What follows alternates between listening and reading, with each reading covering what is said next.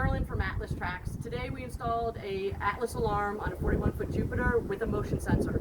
So the system comes equipped with two door hatch sensors, some snap sensors, and a 60-foot micro cable wrap that you can wrap around your dock piling or your gear or your lower units. So let me show you how the motion sensor works. So if I was a thief and I was coming up here to steal some electronics or try and break into your helm, I'd come up right up into your helm area, we'd walk through the beam on the motion sensor, and there you go.